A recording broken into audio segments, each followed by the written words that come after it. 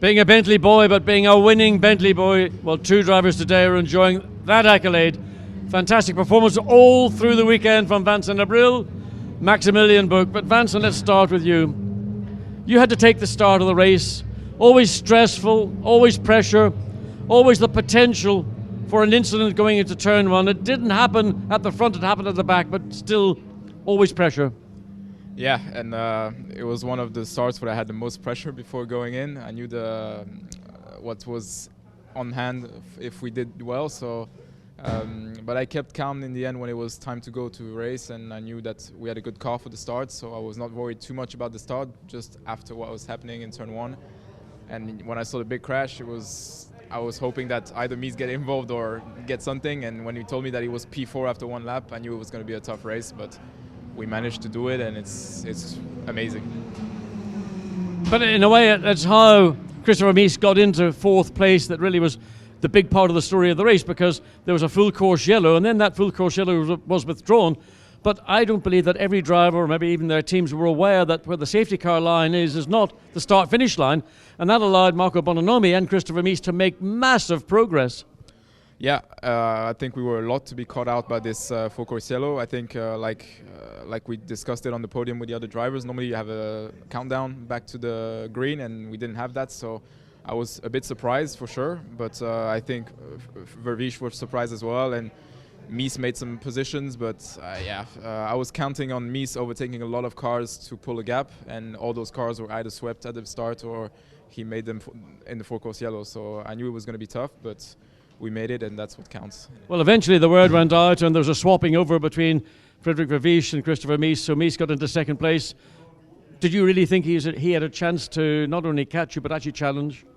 Maybe not in the first stint, but I knew that they quick at the pit stop, and in the second stint, Fringe had new tires, so it was going to be really difficult. But I knew that he was not going to get challenged by the two other Audis, that there will be some team orders, which I think at this stage was normal, and I just tried to push as hard as I can, do 10 qualifying laps after he overtook all the Audis, and we pulled it, so that was great.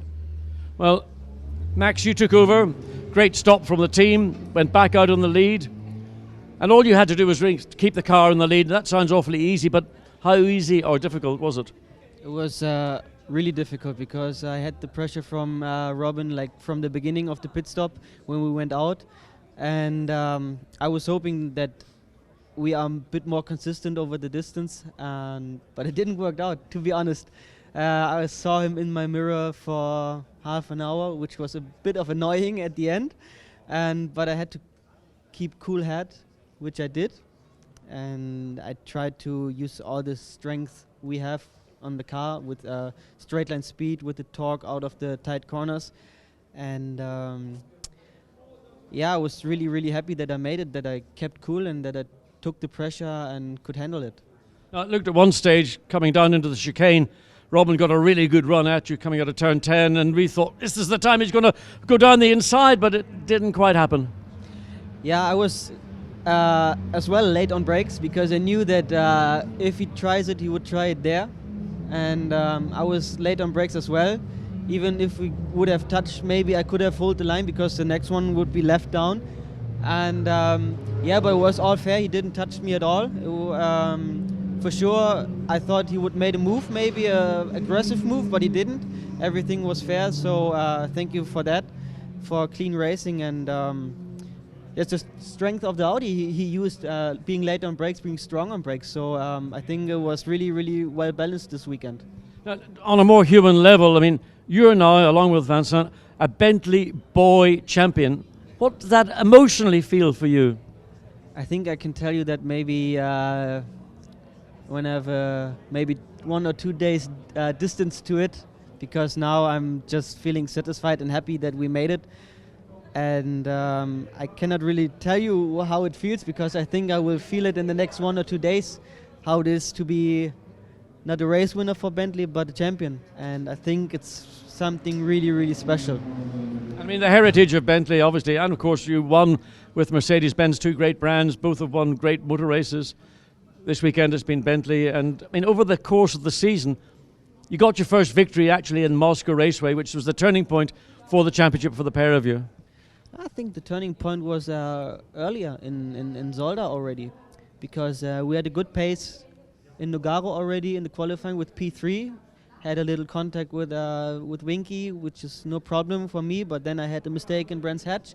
But from that on, we had a really good pace in every race. We have been second in Zolder, which we never expected with a heavy car compared to the Audi.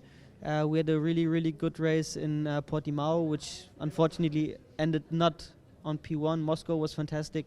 So I think the turning point was already in Zolder.